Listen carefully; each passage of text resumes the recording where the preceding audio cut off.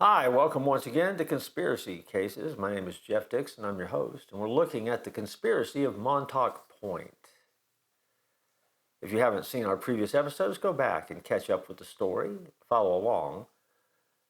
And before we leave Montauk Point, I want to ask the question that I know you've got to be thinking because I am thinking the same thing. Montauk Point is abandoned, right? It's not used today, right? There's no evidence that any of this conspiracy stuff ever happened. Well, of the continuing story of Montauk Point, state police constantly patrol there on the sites. Officers are required to keep people from injuring themselves in buildings which are nearing collapse. They're entrusted to keep people out of the buildings. However, in the book that we mentioned a few episodes ago, the authors of that book are at a loss to explain why, in the building dubbed the Acid House, where individual rooms are wallpapered in gold paisley patterns, vertical black and white stripes, leopard print, and aquamarine psychedelic, surely out of the ordinary for a coastal defense station,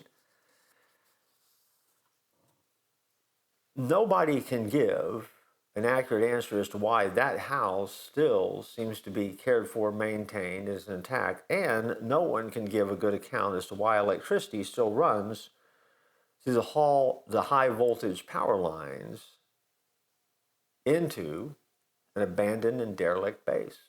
You heard that right. The power's still on at the deserted, or supposedly deserted, Montauk Point. The known survivors of the project, who have been willing to speak of their experiences, have all stressed that their accounts relate only to things that happened to them,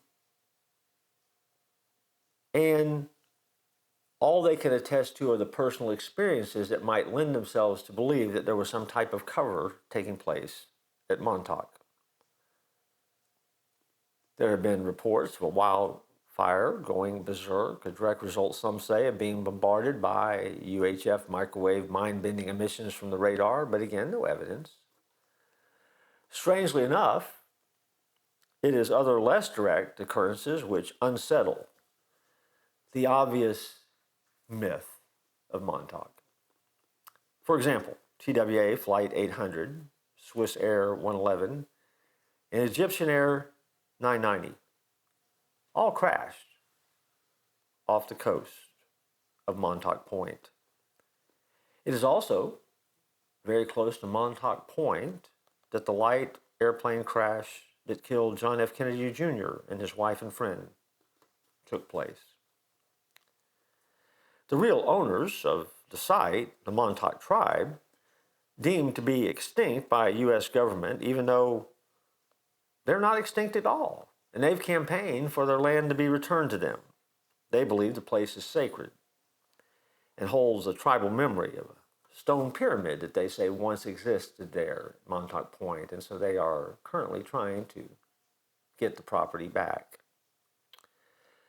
So it's loaded with stories of time travel, mind control, and Bigfoot. To be honest with you, that seems too far-fetched for our conspiracy cases. But at the end of the day, you have to decide for yourself, is this story just too weird and too big to be believed, or did it actually happen? Has the government been involved in mind control and time travel and somehow managed to pull it off? Well, that's the conspiracy. We leave it for you to decide. And in our next episode, we're going to close this case and make some personal applications for your life from the Montauk Point conspiracy. I look forward to joining you then.